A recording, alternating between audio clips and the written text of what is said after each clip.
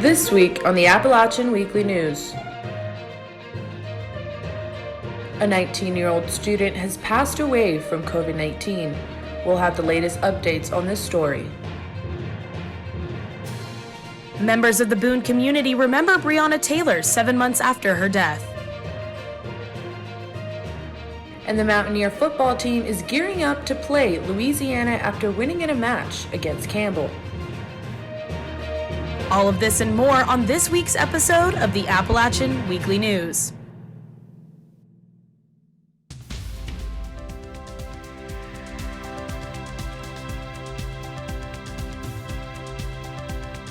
Afternoon, and thank you for joining us on this Friday, October 2nd. Live from the Beasley Media Complex in Boone, this is the Appalachian Weekly News. I'm Katie Garceran. And I'm Hadasa Rivera.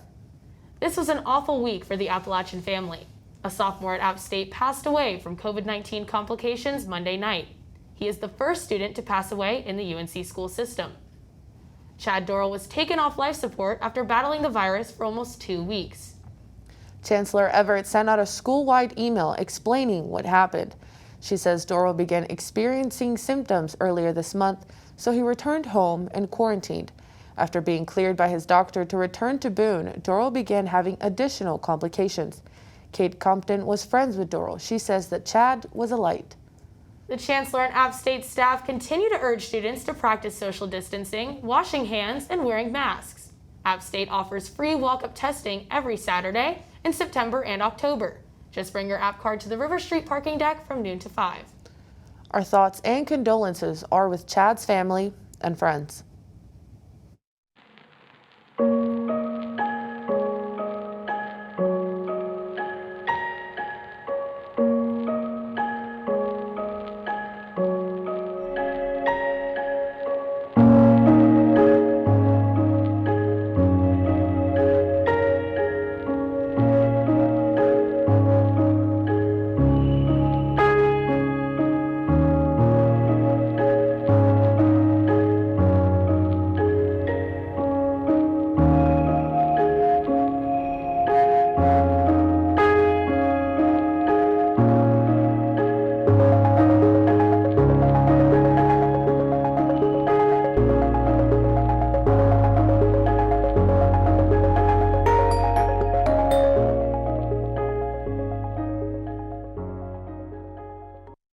And now, a moment of silence in memory of Chad Dorrill.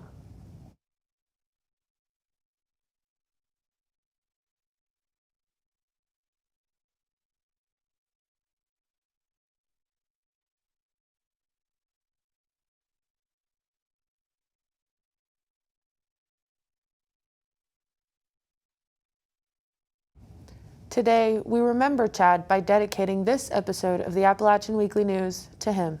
Rest in peace, Chad. You will be missed. The COVID-19 pandemic continues to rage on. There are 187 active student cases, 10 employees, and a total of 711 cases. This brings the cumulative case count up to 634 students, 36 employees, and 41 subcontractors since March 27th. Watauga County also passed 1,000 total cases on September 26th for a total of 1,004. Currently, 200 people are active with COVID-19 within Watauga County. App State students make up over half of the total Watauga County cases. App State announced 3 new COVID-19 cases specifically associated with the football team. The athletics office announced yesterday that the football game scheduled for this Saturday is postponed out of a, quote, abundance of caution, end quote. The game is rescheduled for the first week of December. App State reported the cases are suspected to be related to an ongoing cluster found in August. 18 players are now quarantining after coming into contact with one of the active cases. We have breaking news about new clusters on and around campus. Last night, 7 new clusters were confirmed by the university. There are 4 clusters in the White, Egger, Summit, and Living Learning Center residence halls. There are 5 active cases in White, 6 in Eggers, 5 in Summit, and 5 in the Living Learning Center. Another cluster has been identified within Kappa Alpha fraternity and Delta Sigma Phi fraternity. There are 8 active cases in Kappa Alpha and 14 active cases in Delta Sigma Phi. 5 cases have also been identified in the App State volleyball team. As of October 1st, 13 people are past the isolation stage. Budget cuts due to COVID-19 forced campus dining to switch to non-sustainable to-go containers. Disposable cutlery, individually packaged condiments, and plastic foam containers are now being offered to students in the dining hall. The chancellor chose the cheaper option because of the number of to-go containers needed during the pandemic. The chief sustainability officer is Lee Ball. He says that, quote, "It doesn't make sense to potentially lose a couple of jobs over a short-term sustainability goal," end quote. The dining hall is continuing sustainability efforts by composting in the kitchen and dish room. Jennifer Maxwell is the program manager for the Office of Sustainability. She says students can do little things to help keep the campus green. These things include having a reusable water bottle, choosing meatless options, and only taking what you need. The school intends to return to their sustainable to-go options in the future. The Watauga County Board of Education unanimously voted to set up a plan that will reopen in-person learning for grades K through 8. Beginning October 5th, kindergarten through 3rd grade students will return to school in person on the 2x3 Plan B flex schedule. Under the plan, half of students will attend school on Monday and Tuesday, while the other half attend on Thursday and Friday. Wednesday would be reserved as a remote learning day for all students. Overall, students will have 3 days of remote learning at home each week. Scott Elliott is the superintendent of Watauga County Schools. He says that the plan was put in place not only to protect Watauga County School students, but also the many teachers and volunteers from the university. And it's not just about the university. All throughout our community, we are still not doing enough for people to protect themselves and to try to limit the spread of the virus. So I don't want it to be just about the university. All throughout the community, we need to be doing more to take this seriously. For more information on the schedule, visit wataugaschools.org. It's been over 7 months since Breonna Taylor was shot in her home. A vigil was held last week to advocate for justice. Our correspondent Xanayra Marin-Lopez had the chance to check it out. A vigil for Breonna Taylor, a black woman murdered by the hands of Louisville police, was held at Cornerstone Summit Church in Boone last Friday. On March 13th, police officers broke down the door of Taylor's apartment where she was asleep with her boyfriend. The couple heard what sounded like banging on the door, and when plainclothes officers entered, her boyfriend shot 1 round from his gun. Police responded with several shots, 5 of which hit Breonna Taylor. She did not receive medical attention for more than 20 minutes and later died from her injuries.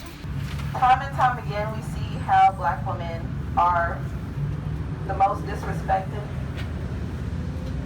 how they are the most neglected. How we are the most consistent voting bloc. Black women show up and vote every single time, in off years and in presidential years. If one more person tells me to go vote, if one more person gets into our social media, messages any one of us, hey, let's go vote, I'm gonna throw my phone away.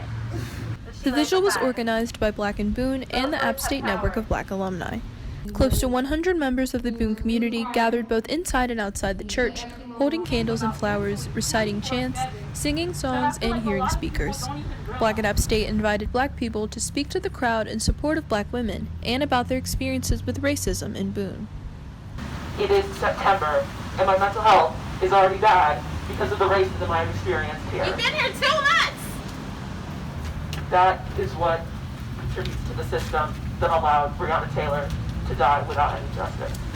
On September 23rd, a Kentucky grand jury did not file homicide charges towards 2 officers who fired shots into Taylor's home and said they were justified. Another officer was charged with, quote, recklessly firing rounds that endangered people in a neighboring unit, unquote, according to the Washington Post. Breonna still has not received the justice she deserves. This has sparked outrage across the country, inspiring protests and the vigil put on by Black at App State. The collective continues to support and hold events like such for an end to racial injustices and in support of Black Lives Matter. For the Appalachian Weekly News, I'm Xanayra Marin-Lopez. Now let's go to Mia Mendez with an update on politics. You know, Katie, I actually saw that Donald Trump announced that him and his wife have contracted COVID-19. Mia has an update on that story. Hadasa, you are exactly right. We begin with the breaking news that the president and the first lady have both tested positive for COVID-19. Last night, President Trump announced on Twitter that he and his wife Melania had both tested positive for the virus. In the tweet, he said, quote, "We will begin our quarantine and recovery process immediately. We will get through this together," unquote. This morning, Trump's opponent, former Vice President Joe Biden, responded, tweeting, quote, "Jill and I send our thoughts to President Trump and First Lady Melania Trump for a swift recovery. We continue to pray for the health and safety of the president and his family," unquote. All 170 seats in the North Carolina State and Senate, as well as the House of Representatives, are up for election in November. In case you needed just one more reason to vote, General Assembly members passed legislation that directly affects the state, as well as the election of members to the UNC Board of Governors, which oversees the UNC system. The Senate candidates for Watauga County feature Jean Supin and Deanna Ballard. Jean Supin is running against the incumbent Deanna Ballard. The North Carolina House candidates for Watauga County are the incumbent Ray Russell and Ray Pickett. Last night, many of these candidates participated in the annual Watauga County Meet the Candidates Forum. The goal of the event was to create a space for candidates to inform the local community about their platform, goals, and objectives. Questions were asked in a round-robin format, with each candidate having their own opportunity to answer first while all answering the same questions. Despite the negativity in the national race, the meeting of candidates for local office was harmonious, with even commenting on how nice it was to see each other's names on the ballot. David Wilson Brown is running against the incumbent Virginia Fox for the U.S. House of Representatives. Fox was not at the event last night. Brown addressed the COVID-19 pandemic, saying that the national response is an embarrassment.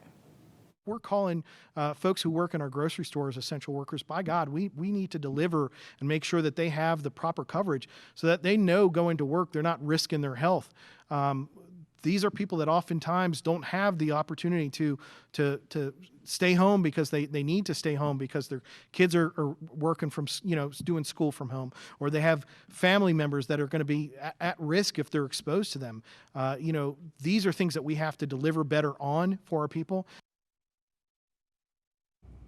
Ginsburg died September 18th from complications of metastatic pancreatic cancer after serving for 27 years.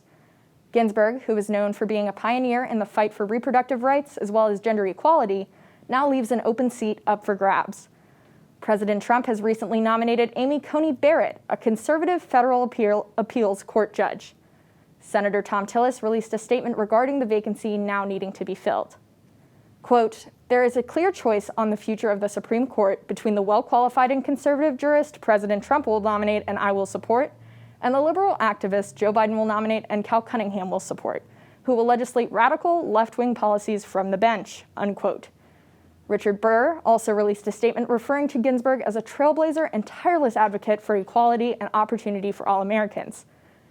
Burr also stated, quote, "While she and I may not have agreed on many policy issues, I know her unique voice will be greatly missed by her beloved family, her friends, and her colleagues on the court," unquote.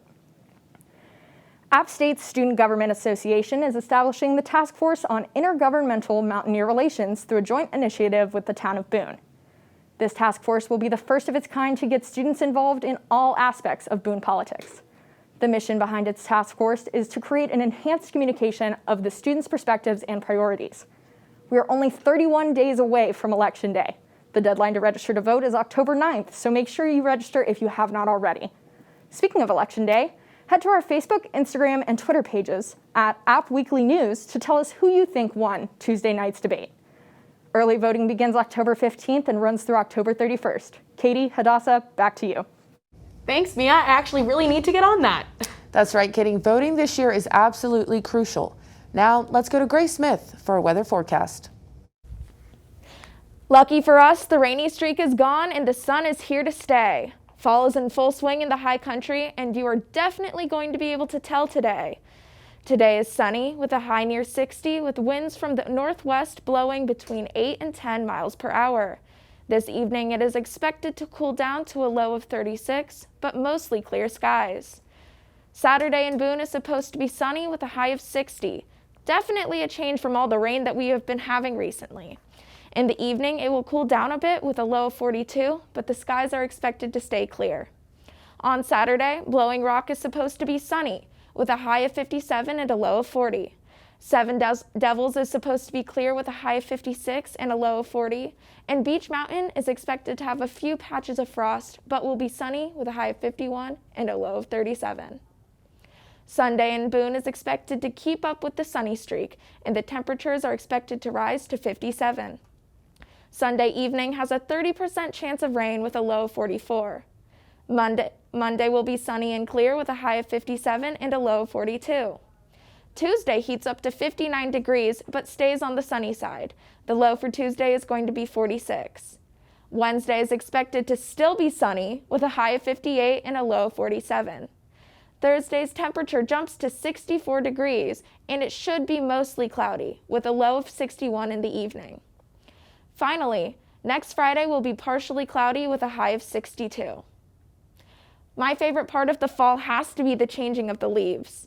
Our correspondent, Ayanna Willoughby, has the story of how Boone's leaves are changing colors. Fall has finally arrived and these cooler temperatures are here to stay, Mountaineers. Pretty soon, the Boone community will be full of beautiful autumn colors. During the early fall season, the leaves change colors, creating beautiful scenes of nature in the high country. Peak Week is the week that leaf colors will be the most vibrant. App State professor Dr. Newfield helps predict the dates of Peak Week each year. So colors are starting to jump out. So if you're at above 4,500 feet, Peak Week will probably be somewhere around next weekend or so, or maybe a few days after that. If you're at the Boone level, which is 3,300 feet, and you're driving along the parkway, say between here and Grandfather and those places, it's probably going to be somewhere between the 10th of October and the 18th of October. To learn more about Dr. Newfield's predictions, visit his Facebook page at Fall Color Guy. There are so many safe activities to do this spooky season while still complying with COVID-19 CDC regulations. Consider carving jack-o'-lanterns, taking a drive on the Blue Ridge Parkway, or baking some sweet treats. We're gonna carve pumpkins. We're gonna drink pumpkin cold brews. And watch scary movies. And we could dress up as the ghosts. Yes. Mountaineers have great plans for spooky season this year. Don't forget to keep a close eye on nature as the leaves continue to change. For the Appalachian Weekly News, I'm Ayanna Willoughby. This week is supposed to be beautiful. Katie, Hadasa, I hope y'all are planning on getting outside. Thank you, Grace. I'll definitely be going to the Parkway a lot more this week. I'm actually headed there tonight. But on a different note, I've been hearing a lot of things about COVID clusters within athletics. Let's ask our correspondent, Connor Davidson. Connor, what's happening with sports this week? Yeah, that's exactly right, guys. There have been some new COVID clusters in athletics, but we'll get more to that in a second. On Saturday, App State football took on Campbell in its third game of the season. The Mountaineers played this game shorthanded as more than 18 players did not play after 3 players tested positive for COVID-19. Campbell took an early 13-7 lead over App State, but the Mountaineers bounced back quick and scored 45 straight points to eventually win 52-21. Junior running back Daytrick Harrington was the star of the show with 211 rushing yards and 4 touchdowns. This performance earned him Sun Belt Player of the Week honors. As a team, App State ran for 404 yards and 7 touchdowns. App State's next matchup against Louisiana has been postponed to December 4th or 5th. The postponement comes after there were 19 new positive cases of COVID-19 among members of the football team, 11 in players, and 8 in staff members. The next game for App State is now against Georgia Southern on October 14th. When the Mountaineers do return to Kid Brewer Stadium, we might see some fans making their ways into the stands. Our correspondent Abigail Watkins has the story. Due to COVID-19 and App State's cases rising, faithful Mountaineer football fans have missed spending game day in Kid Brewer Stadium. But with Roy Cooper's recent order allowing a 7% capacity in outdoor venues, the Rock might see some faces in the upcoming weeks. Regarding fan attendance, App State Athletics has stated, quote, "We will prioritize App State students, season ticket holders, and family members of football student athletes," end quote. This statement has not been updated since Cooper's press conference September 22nd, where he stated, "That step will mean larger outdoor event venues will be able to open at 7% capacity starting next Friday, October the 2nd. Senior football captain and wide receiver Thomas Hennigan tweeted earlier this year asking Governor Roy Cooper to allow a small amount of fans in the stadium this fall. Many of us, it'll be our last opportunity to play and showcase what we can do in front of our families. I speak for all North Carolina universities when I say that this school is capable of creating a safe plan to allow parents to come to our games starting next week. College football is a sport that feeds off the crowd and environment, and without our fans and families, the game is not the same. While we wait for a final decision regarding the rest of the season, don't forget to support the student athletes by cheering on the Mountaineers every game day from the comfort of your own home. For more information on App State athletics, visit appstatesports.com. For the Appalachian Weekly News, I'm Abigail Watkins. COVID-19 has also required the cheer team to make changes in how they cheer on the Mountaineers. Our correspondent Allie Powell has the story. During this time of zero attendance in Kidd Brewer Stadium, the cheerleaders are feeling the loss of the infectious and exciting game day energy. Since the breakout of COVID-19, App State sports teams have had to change their schedules and routines to fit with guidelines and regulations. Even with the new safety rules put in place, this has not stopped the cheerleaders from supporting and rallying around their Mountaineers. Cheer coach Morgan Delgado shares how the team decided to cheer virtually in Kidd Brewer. I work directly with the marketing department within athletics. So we were having these conversations, and the NBA had done the virtual fans, so that's where the idea kind of came from. The game day routines for the cheerleaders are always all-day events and are definitely no small task. These days include getting all dressed up, participating in Mountaineer Walk, and arriving at the field 4 hours early to practice. Sophomore cheerleader Kenzie Porter discusses how her game day routine has changed since COVID-19 began. It's insane how much it's changed, where if you do cheer that week, then you just have to get on there for about an hour, and you're just in your room by yourself with the game on so you can kind of watch it. And then if you're not picked to cheer that week, then you just kind of hang out. It's very different for sure.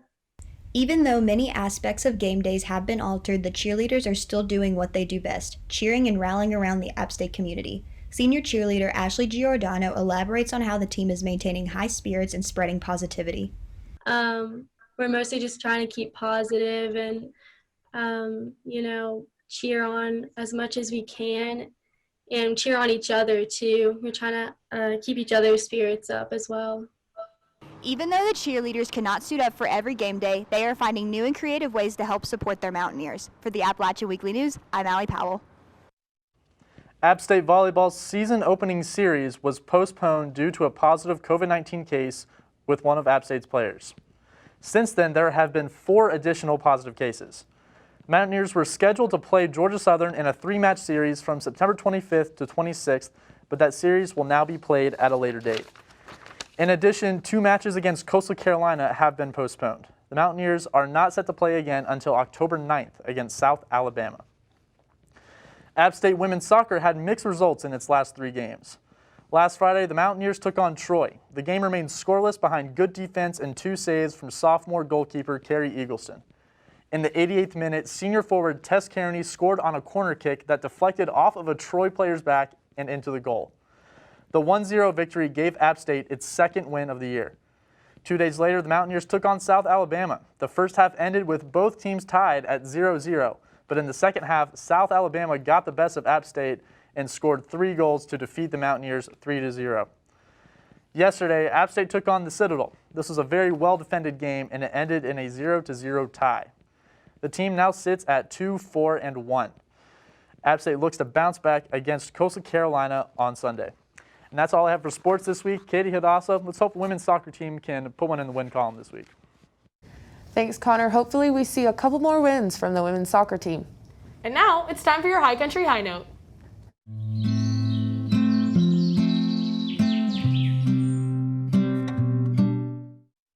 You've been walking around campus, you might just stumble into the prehistoric era. Our correspondent, Kat Fast, has the story.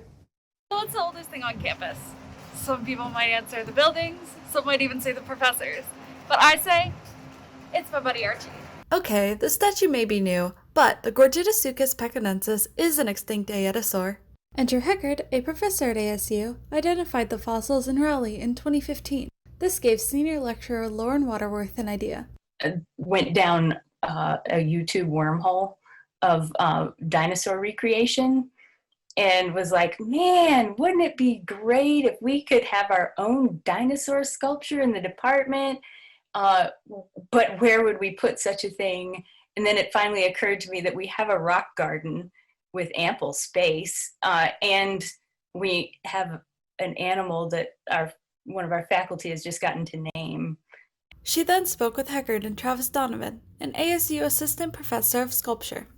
His response was, "This would be an awesome project for my senior sculpture class.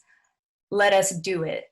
And so at that point it was like, okay, let's find some money. They applied for a university research grant for the materials in spring of 2016. Donovan's students got to work in fall of the same year. After raising enough money to get Archie cast in bronze, he was finally installed in the Fred Webb Jr. Outdoor Geology Laboratory in spring of 2020. Go give him a little pet. He's lonely. Will do. With Appalachian Weekly News, I'm Kat Fast. Most definitely be giving Archie a pet next time I see him. That's a report this week. I'm Hadasa Rivera. And I'm Katie Garceran. For all of us at the Appalachian Weekly News, thank you so much for watching. We'll see you next time.